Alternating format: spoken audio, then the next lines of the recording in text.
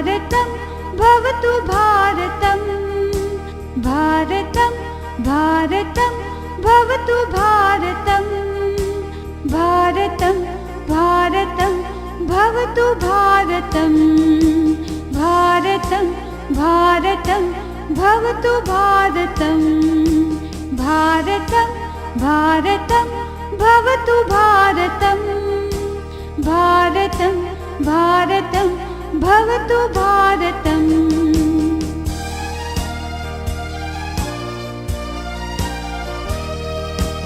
शक्तिसंभृतं युक्तिसंभृतं शक्तिसंभृतं युक्तिसंभृतं शक्तियुक्तिसंभृतं भवतु भारतं शक्तियुक्तिसंभृतं भवतु भारतम्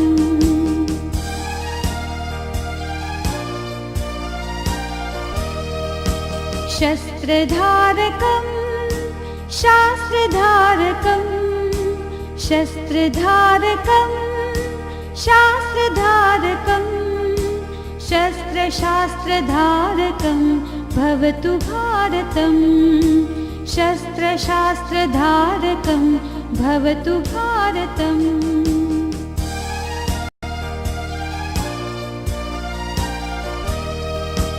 रीतिसंस्कृतं नीतिसंस्कृतं रीतिसंस्कृतं नीतिसंस्कृतं रीतिनीतिसंस्कृतं भवतु भारतं रीतिनीतिसंस्कृतं भवतु भारतम्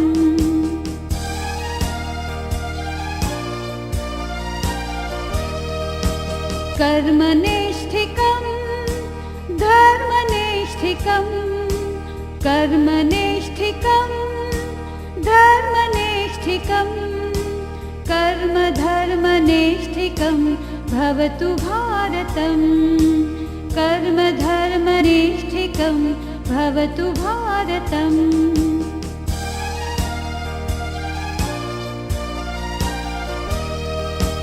भक्तिसाधकं मुक्तिसाधकं भक्तिसाधकं मुक्तिसाधकं भक्तिमुक्तिसाधकं भवतु भारतं भक्तिमुक्तिसाधकं भवतु भारतं भारतं भारतं भवतु भारतं भारतं भारतं भवतु भारतं भवतु भारतं भवतु भारतम्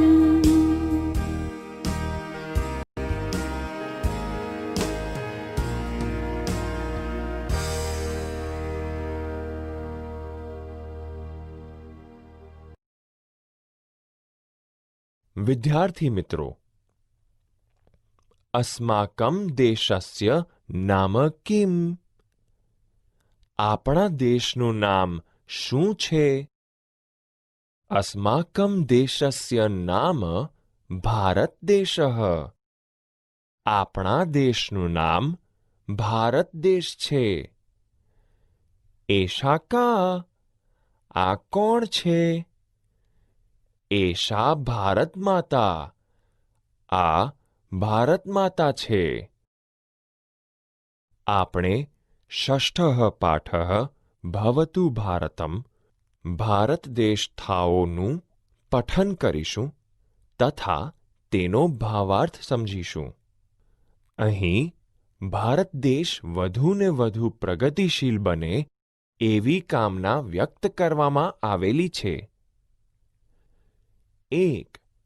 ભારતમ ભારતમ ભવતુ ભારતમ શક્તિ સંભૃતમ युक्ति संभृतम शक्ति युक्ति संभृतम भवतु भारतम। भावार्थ भारत देश शक्ति थी भरपूर थाओ। भारत देश युक्ति वाळो थाओ। आम शक्ति अने युक्ति थी संपन्न थाओ। समजूती આપણો ભારત દેશ પોતાની તથા બીજાની રક્ષા કરવા માટે શક્તિથી ભરપૂર થાય. આપણો ભારત દેશ સ્વવિકાસ સાધવા માટે યુક્તિવાળો થાય. ભારત દેશના લોકો શક્તિ અને યુક્તિવાળા થાય તેવી કામના અહીં વ્યક્ત કરવામાં આવેલી છે. 2. શસ્ત્રધારકમ શાસ્ત્રધારકમ શસ્ત્રશાસ્ત્રધારકમ ભવતુ ભારતમ. ભાવાર્થ: ભારત દેશ શસ્ત્રો અને શાસ્ત્રોને ધારણ કરનારો થાવ. આમ શસ્ત્ર અને શાસ્ત્રથી સંપન્ન થાવ. સમજૂતી: આપણો ભારત દેશ અદ્યતન શસ્ત્રો અને અસ્ત્રોને ધારણ કરનારો થાવ તથા શાસ્ત્ર એટલે કે વિજ્ઞાન ક્ષેત્રે પ્રગતિ કરનારો થાવ. આમ આપણો દેશ શસ્ત્ર અને શાસ્ત્રથી ભરપૂર થાવ. 3. રીતિ સંસ્કૃતમ નીતિ સંસ્કૃતમ રીતિ નીતિ સંસ્કૃતમ ભવતુ ભારતમ. ભાવાર્થ: ભારત દેશ સંસ્કારી જીવનશૈલીવાળો નીતિ નિયમોવાળો થાવ. આમ સંસ્કારી રીતે અને નીતિથી સંપન્ન થાવ. સમજૂતી: આપણા ભારત દેશના લોકો સંસ્કારી થાય તથા નીતિ નિયમોયુક્ત જીવન જીવનારા થાય. આમ અહીં ભારત દેશના લોકો સંસ્કારી જીવનશૈલી અને નીતિ નિયમો બંનેથી યુક્ત થાય તેવી કામના કરવામાં આવેલી છે. 4. કર્મનૈષ્ઠિકમ ધર્મનૈષ્ઠિકમ કર્મ ધર્મનૈષ્ઠિકમ ભવતુ ભારતમ. ભાવાર્થ: ભારત દેશ કર્મ પ્રત્યે નિષ્ઠાવાળો અને ધર્મ પ્રત્યે નિષ્ઠાવાળો થાવ. આમ ભારત દેશ કર્મ અને ધર્મ બંને પ્રત્યેની નિષ્ઠાથી સંપન્ન થાવ.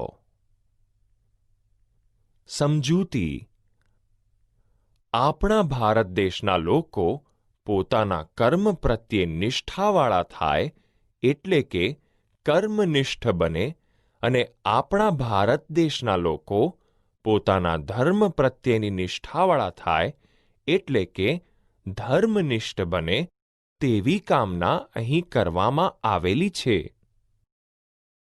5. ભક્તિ સાધકમ મુક્તિ સાધકમ ભક્તિ મુક્તિ સાધકમ ભવતુ ભારતમ. ભારતમ ભારતમ ભવતુ ભારતમ. ભાવાર્થ: ભારત દેશ ભક્તિ સિદ્ધ કરનારો અને મોક્ષને સાધનારો થાવ.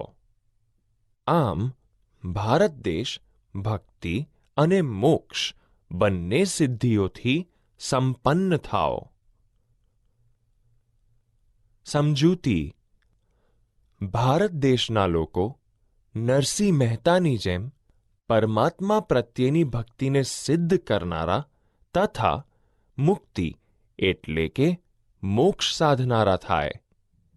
આમ ભારત દેશ ભક્તિ અને મુક્તિવાળો થાય તેવી કામના કરવામાં આવેલી છે. તો બોર્ડ પર છે પ્રશ્ન 2. કર્મ નિષ્ઠિકમ ખાલી જ્ઞાન નિષ્ઠિકમ. તો કર્મ નિષ્ઠિકમ ધર્મ નિષ્ઠિકમ કર્મ અને ધર્મ. બીજી ખાલી જ્ઞાન મિત્રો એવું છે ભારતમ ભારતમ ખાલી જગ્યા ભવતુ ભારતમ. ભારતમ ભારતમ ભવતુ ભારતમ. 3. શસ્ત્રધારકમ ખાલી જ્ઞાન ધારકમ. તો શસ્ત્રધારકમ શાસ્ત્રધારકમ. હવે ચોથી ખાલી ગયા મિત્રો રીતિ સંસ્કૃતિ ખાલી ગયા સંસ્કૃતમ. તો રીતિ સંસ્કૃતિ નીતિ સંસ્કૃતિ. ભક્તિ સાધકમ ખાલી ગયા સાધકમ. તો ભક્તિ સાધકમ મુક્તિ સાધકમ. હવે મિત્રો પ્રશ્ન 3 છે સુવાચ્ય અક્ષરે સારા અક્ષરે જોઈને ઉતારવાનું છે. પ્રશ્નો 4માં જોડ બનાવવાની છે શબ્દોની સરખા સરખા. શક્તિ તો યુક્તિ, શસ્ત્ર શાસ્ત્ર, રીતિ નીતિ, કર્મ ધર્મ, ભક્તિ તો મુક્તિ. અહીંયા ખાલી સ્વાધ્યાયમાં પ્રશ્ન બીજો ત્રીજો જોઈને લખવાનું છે. 2 અને 4 છે લખવાના, એ જોઈને ઉતારવાના મિત્રો. કાવ્યનું ગાન કર્યું. કાવ્ય કઈ છે? ભવતુ ભારતમ ભારત દેશ થાવ. એનું સ્વાધ્યાય નોટમાં લખવાનું રહેશે. જય હિન્દ જય ભારત અસ્તુ.